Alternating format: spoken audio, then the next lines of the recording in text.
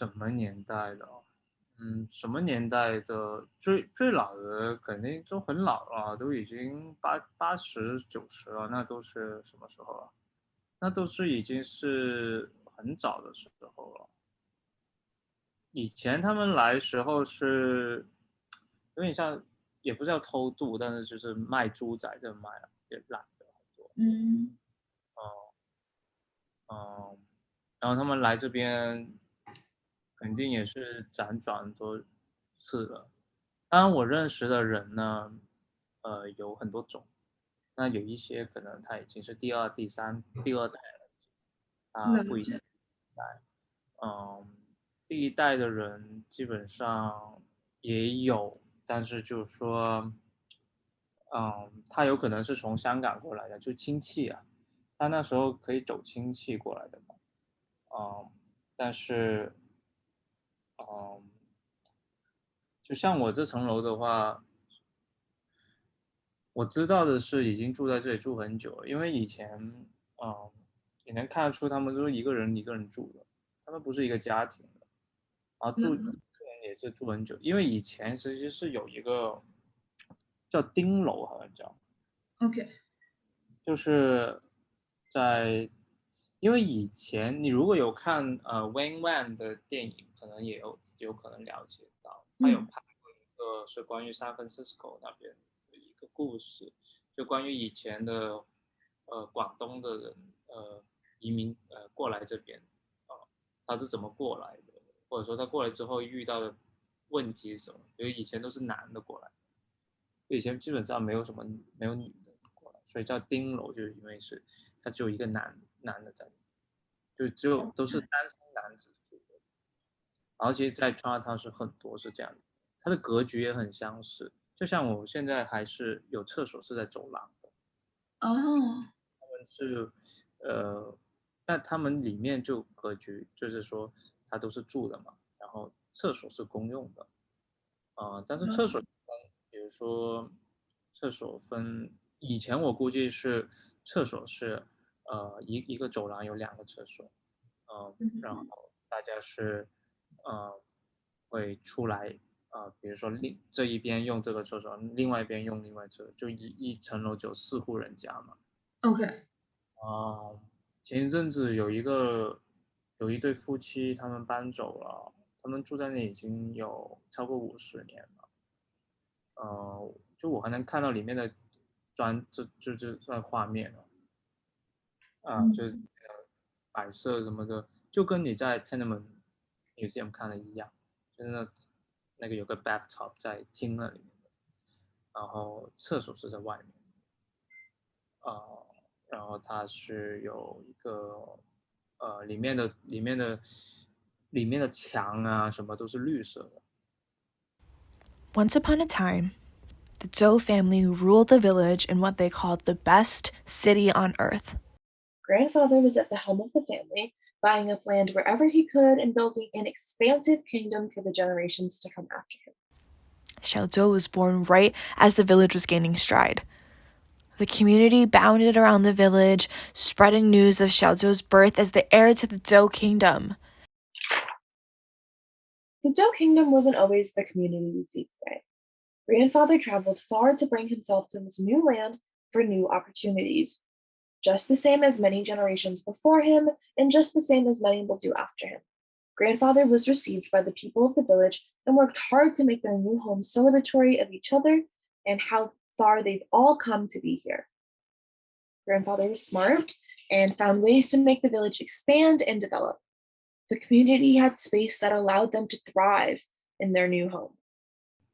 这边就是如果讲粤语人会更把这边当成是个家，就是 Chinatown 是真的是他的家，就不是说一个就我可以随时搬走的一个地方。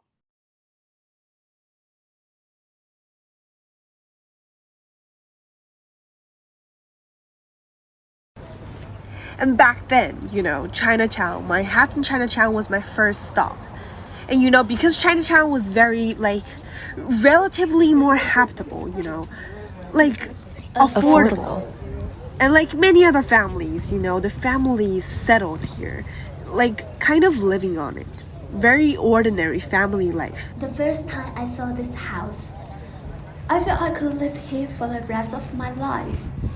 It's really that kind of feeling. Immigrants here pursuing like American Dream. Many other immigrant families too. But now, over time, Chinatown became, very pricey.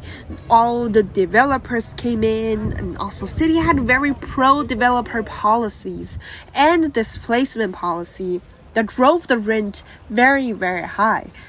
So with the soaring rent, many families faced a lot of financial pressure, leading them to have, moving out. So like Chinatown really just became the first stop for, stop of immigration. Stop of immigration. Families moved into Brooklyn and elsewhere. I think now in Chinatown, it's a very special. Of course, not to say that other areas are no good. It's more that here we return some of the old things. Chinatown was built on the foundations of generations of older immigrants trying to build a habitable, community for Chinese immigrants and beyond. But it also means that, moving forward, basically now if we don't protect it, it's going to be all, lost. So it actually really depends on the future generations to be able to defend it from pride. The pressure of eviction and displacement. I had a very deep moment. I felt that there is a kind of touch here. I went downstairs to buy a green bean cake, and then I spoke to the vendor in Cantonese. Gerotina. And then he said to me in Cantonese. It was such a simple conversation. It was a very normal day, but I was touched by such a normal moment. I think this is a very rare thing. We really lack the feeling of kind of settling down or, being stable because there's always like pressure everywhere.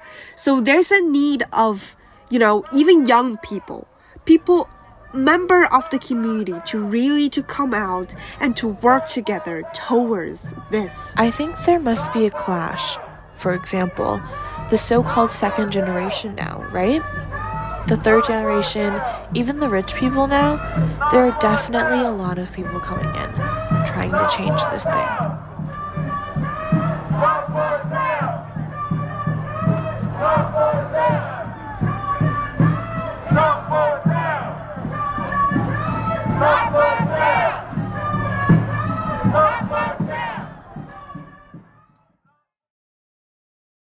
Xiaozhou spent his entire childhood in this village. He learned to ride his bikes from the uncles that taught all the village children to graduate onto two-wheelers.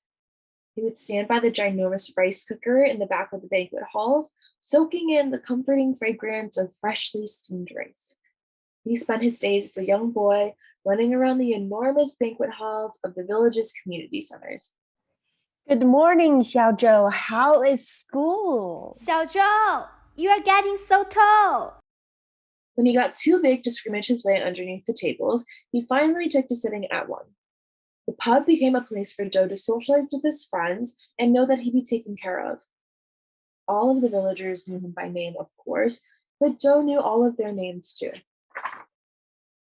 Always watching by his Yaya's side, he saw as more and more people attached meaning to his name. And as the sole heir to the kingdom, Xiaozhou knew it would all end up becoming his one day.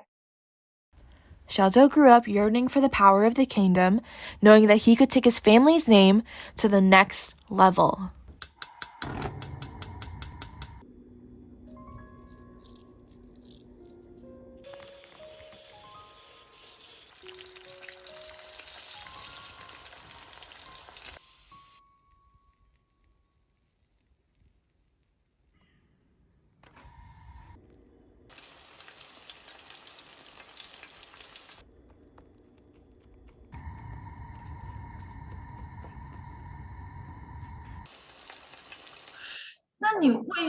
么会选择在 Chinatown 那边住下来呢？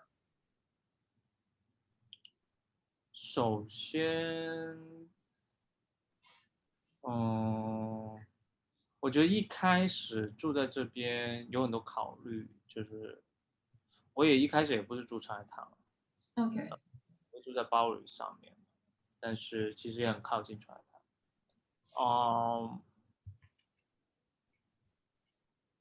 我觉得有好几个原因了，我也不是只因为一个原因在这边的。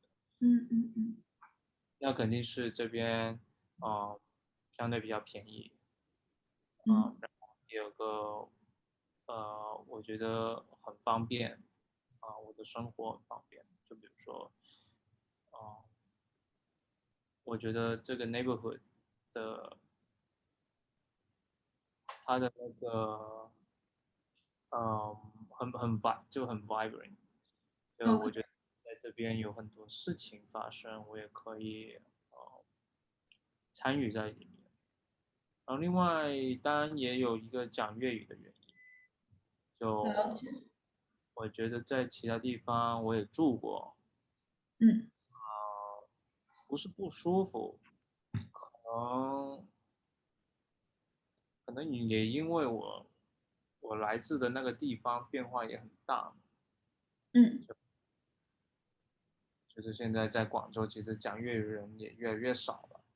是。那我在这边，我还能够很自如的说，就我起码我第一个反应我是讲粤语，对吧？了解。我觉得这种感觉也是相对比较亲切。As Joe got even older, he began expanding his horizons outside the village. He attended academically rigorous schools with the sons of old money. Joe learned how to take fortunes from the village and turn them into opportunities for more and more and more profit. Joe took advantage of these newfound opportunities and invested grandfather's fortunes from the village, trading Homes, hospitality, and honored old restaurants just for high rises, even if it meant displacing those of the village he was raised upon. At first, the village people were shocked. When their first eviction notices came, it must have been a mistake. They tried to ignore it, but they kept coming back. Xiaozhou, you don't mean that, do you? But I have been here for 16 years. This is my home, our home. This is supposed to be our home. Why are you doing this? Those that didn't have the means to fight could only let the fire wash over them. They lost their homes, they lost their friends, they lost their livelihoods. The community that they had spent their entire lives building just went up in flames so easily. How could their beloved Zhou family do this to them? 就这个事情，就是说 ，OK， 那川汉底线在哪里？他是不是在欺负茶堂或怎么样？当然，我也知道，如果那个监狱建在这里的话，我自己也很难想象了，因为我也没住过在监狱附近怎么样。如果我们从理性的思维去想的话，那肯定，那监狱里面的人就他会怎么样？他可能也不会怎么样，是不是？咱们只是，就是我们也不可能，就作为一个正常的，就是市民的话，就监狱里面的人也是有人权的嘛，他们是的，是吧？是。可是我们又回过头来讲，问题是住在Chinatown大部分的人其实还是华人为主，老人家其实挺多的。是。当然我也能看到有一个趋势，就老人家正在慢慢搬走。他们往哪儿搬呢？这个我就真的不知道。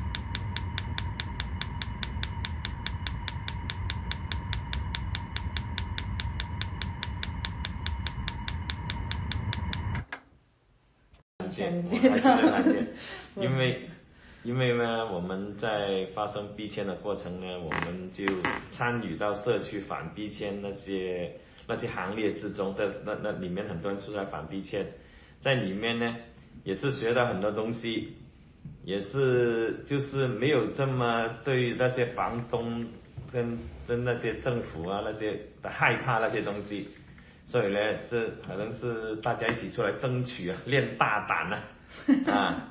所以呢，我们就帮那个房东去帮他去上庭啊，怎么样，费了很多精力啊，怎么样啊，也老人家，我们也怕老人家那个压力担心怎么样，我也帮老人家去上庭啊，怎么样啊。后来呢，就是房东见你们，哎呀，这么难赶走的所以就把那个案子取消了，所以我现在还住在唐人街。So basically，好像我们不会英文的我上下几层楼啊，那些在这里出生的那些 ABC 都被赶走了，因为他们要花很多的律师费呀，花的太时间，又要请假去上庭，他们说太累了，走了，这样。我看到对我们那个他们很多都20库，现在赶剩了4库的。Those that were still left in the village knew they had to do something soon to save their homes. The village people staked outside Zhou's new home day and night, cold and sweaty, pleading to Zhou to restore their homes. Zhou eventually spent all his days locked away in the penthouse of his luxury high-rise apartment complex. Day after day, the villagers would stand at the bottom of the building, shouting up to the skies, We are not for sale! Protect us, please. Zhou just shuttered his windows and turned away. Families, workers, children, students, all torn by this betrayal, did not give up. If it meant standing outside for a full year, in small groups and large groups and with friends and newcomers, they would not give up. 所以现在不要，就是我们现在虽然还住在唐人街，但是也不保证以后还不给逼迁走的。现在我们就是说也不能够，哎呀，我现在住在唐人街，这个官司赢了就满足了，但是我们还担心以后还会不会给逼走的可能。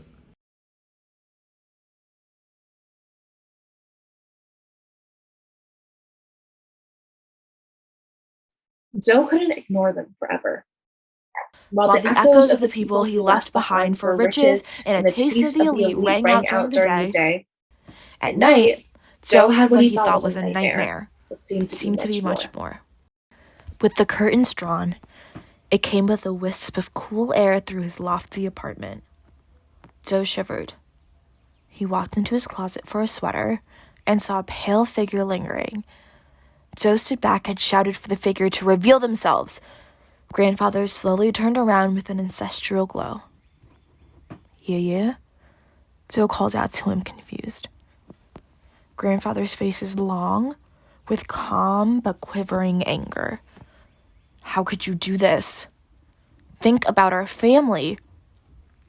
Surprised by this confrontation, Zhou defends his actions, explaining to Grandfather how he is taking the family name to new heights. Soon everybody in all the lands will know our name. Grandfather cuts him off. Zhou, none of that matters.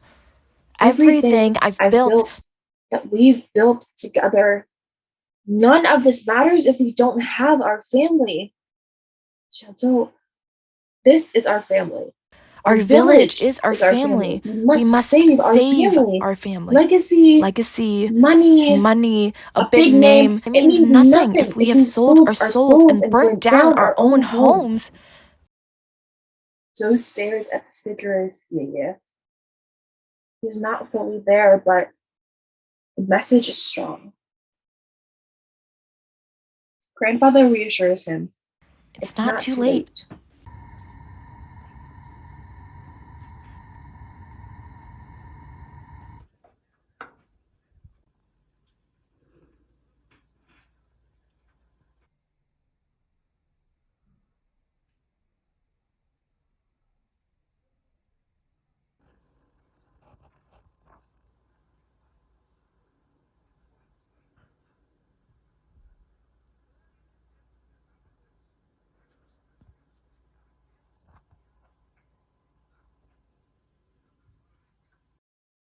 Xiaozhou tossed and turned in his sleep, fighting for the visions of his disappointed Ye away, but he could not shake his grandfather's parting words.